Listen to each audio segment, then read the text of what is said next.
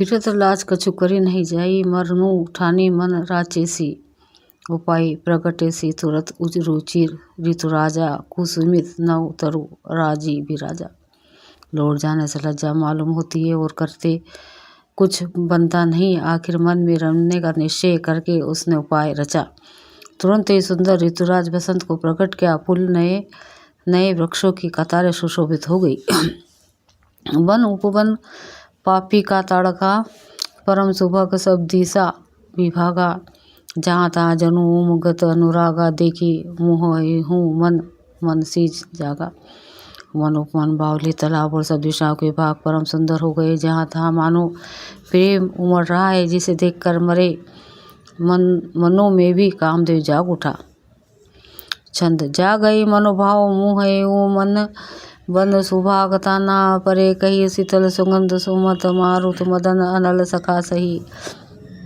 भिक्षी सरहिन बहु कंज कुंजत पुंज मंजुल मधुकरा, कल हंस पिक सुख सरस रव करी गान नाच ही अप्सरा। मरे हुए मन में भी कामदेव जगाने लगे।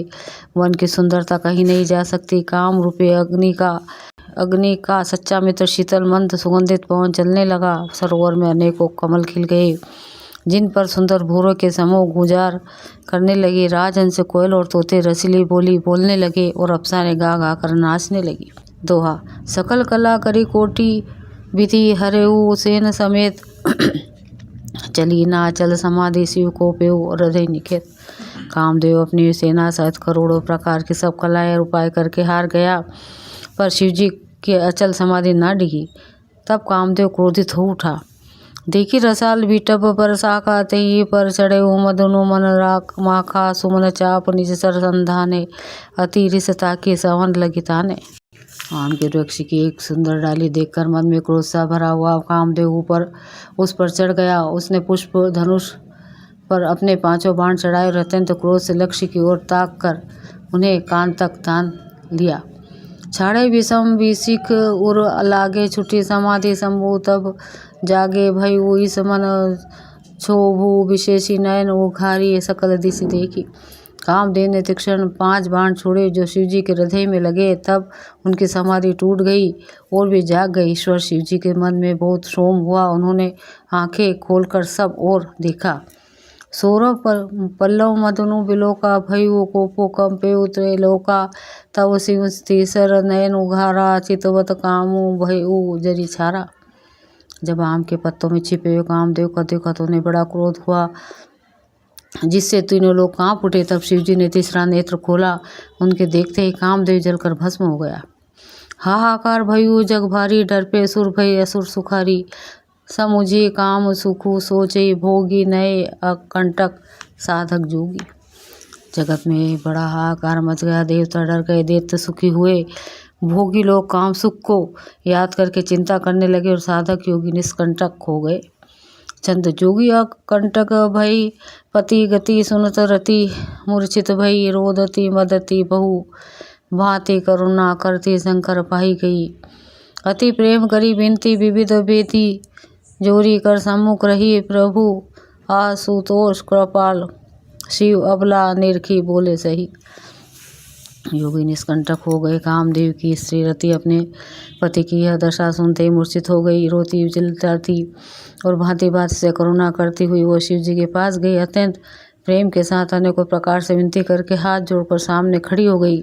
शीघ्र प्रसन्न होने वाले कृपालु शिव जी अबला आशा स्त्री को देखकर सुंदर उसको सांत्वना देने लगे और वचन बोले। दो आप ते रति तब नाथ कर कोई नामो अनुंगु, बिनु बापो व्यापी ही सभी पुनि सुन निज मिलन प्रसंगु। हे रति, अब से तेरे स्वामी का नाम अनंग होगा, वो बिना शरीर के सबको व्यापेगा। अब तू अपने पति से मिलने की बात सुन। जब जंतु बस कृष्ण उतारा, हो ही हरन महा मही भारा। कृष्ण तनय हो ही पति तोरा, बचनु अन्यथा होय न मोरा। जब पृथ्वी के बड़े भारी भार को उतारने के लिए यदुवंश श्री कृष्ण का अवतार होगा, तब तेरे पति उनके पुत्र प्रद्युम्न के रूप में उत्पन्न होगा। मेरा यह वचन अन्यथा नहीं होगा। रति गवनी सुनी शंकर बानी, कथा पर अब कहूँ बखानी। देवन ने समाचार सब पाए, ब्रह्मादिक बैकुंठ सिधाए। शिव जी के वचन सुनकर रति चली गई। अब दूसरी कथा बखान कर विस्तार से कहता हूँ। ब्रह्मादि देवताओं ने ये सारा समाचार सुना तो बैकुंठ को चले। सब सुर विष्णु विरंची समेता गए, जहाँ शिव कृपा निकेता। पृथक पृथक तिन्ने किन्नी प्रशंसा, भई प्रसन्न चंद्र तंसा। फिर वहाँ से विष्णु और ब्रह्मा सहित सब देवता वहाँ गए, जहाँ कृपा के धाम शिव जी थे। उन सब ने शिव जी को अलग अलग स्तुति की। तब शशिभूषण शिव जी प्रसन्न हो गए। बोले कृपा सिंधु वृष केतु कहू, अमर काय के ही हेतु कह। विधि तुम प्रभु अंतर्जामी, तत् भी भक्ति बस बिना ओ स्वामी। कृपा के समुद्र शिव जी बोले, हे देवताओं कहिए आप किस लिए आए हैं। ब्रह्मा जी ने कहा, हे प्रभु आप अंतर्यामी हैं, तथापि हे स्वामी भक्ति वश में आपसे विनती करता हूँ। दोहा। सकल सुरन के हृदय शंकर परम उछाऊ, निज नयन ही देख चाही नाथ तुम्हारा विवाह। हे शंकर सब देवताओं के मन में ऐसा परम उत्साह है कि हे नाथ वे अपनी आंखों से आपका विवाह देखना चाहते हैं। यह उत्सव देखिया भरी लोचन सोई, कछु करूँ मदन मद मोचन। कामु जरी रति कहूँ बरु दिन्ना, कृपा सिंधु यह अति भल किन्ना। हे कामदेव के मत को चूर करने वाले आप ऐसा कुछ कीजिए कि जिससे सब लोग इस उत्सव को नेत्र भर कर देखें। हे कृपा के सागर कामदेव को भस्म करके आपने रति को जो वरदान दिया सो बहुत ही अच्छा किया। सासती करी पुनि करी पसाऊ, नाथ प्रभु न कर सहज स्वभाव। पार्वती तबु किन्ना अपारा, करहूँ तस्सु अब अंगीकारा।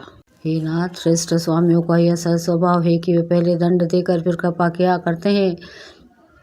पार्वती ने अपार तप किया है, अब उन्हें अंगीकार कीजिए। सुनी विधि विनय समुझे प्रभु बानी, ऐसी हो कह सुकुमानी। तब देवन ने दुदुम्बी बजाई, हर्षि सुमन जय जय सुर साई।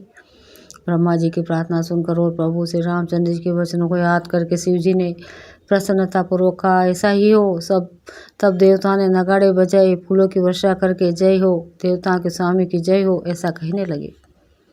हऊ सरु जाने सप्त ऋषि आए, तुरंत ही विधि गिरी भवन पठाए। प्रथम गए जहाँ रही भवानी, बोले मधुर वचन छलसानी। उचित अवसर जानकर सप्त ऋषि आए और ब्रह्मा जी ने तुरंत ही उन्हें हिमाचल के घर भेज दिया। वे पहले वहाँ गए जहाँ पार्वती जी थी और उनसे छल से भरे मीठे विनोद युक्त आनंद पहुँचाने वाले वचन बोले। दुआ। कहा हमारा ना सनेहू तब नारद के उपदेश, अब भाँ झूठ तुम्हारा पन जरेऊ कामू महेश। नारद जी के उपदेश से तुमने उस समय हमारी बात नहीं सुनी, अब तो तुम्हारा प्रण झूठा हो गया, क्योंकि महादेव जी ने काम को भी भस्म कर डाला।